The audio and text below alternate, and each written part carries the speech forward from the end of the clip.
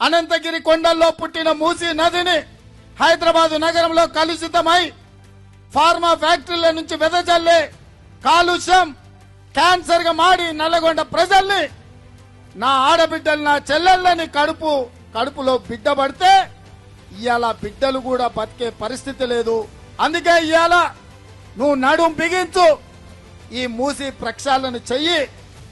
ఈ మూసీ ప్రక్షాళన అనేది చాలా మంది దుర్మార్గులు ఉంటారు, అందులో బీఆర్ఎస్ వాళ్ళు ముందుంటారు.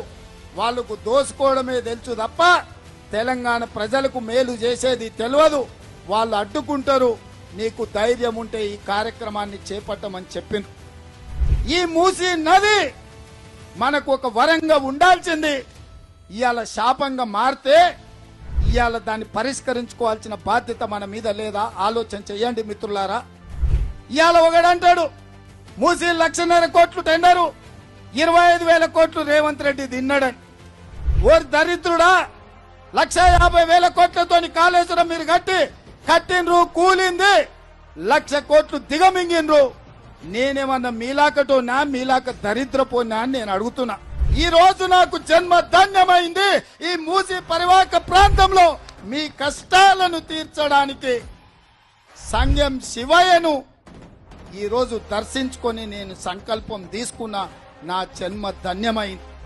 అందుకే మిత్రులారా, సబర్మతి రివర్ ఫ్రంట్, గంగా నది ప్రక్షాళన, లేకపోతే లండన్ లో థేమ్ రివరు, అమెరికాలో హడ్సన్ రివరు, లేకపోతే సౌత్ కొరియాలో మా మిత్రులు చూసొచ్చిన నదీ పరివాహక ప్రాంతానికంటే ఒక అద్భుతాన్ని హైదరాబాదు నగరంలో, రంగారెడ్డి జిల్లా, హైదరాబాదు నల్గొండ జిల్లాలో ఈ మూసీ ప్రక్షాళన చేసి తీరుతా. ఎవడెవడైతే వస్తా అంటుండో, ఎవడెవడైతే బుల్డోజర్ అడ్డం బంటా అంటుండో, మీరందరూ పేర్లు ఇవ్వండి. మా నల్గొండ నుంచి లక్షలాది మందిని అక్కడికి తీసుకొచ్చి వాళ్ళ సాక్షిగా మీ మీద నుంచి బుల్డోజర్ తోలకపోతే నా పేరు మార్చుకుంటా.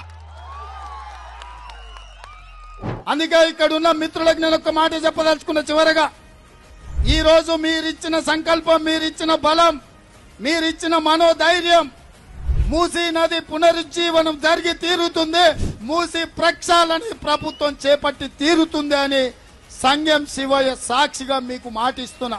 ఇది ట్రైలర్ మాత్రమే, అసలు సినిమా ఉన్నది.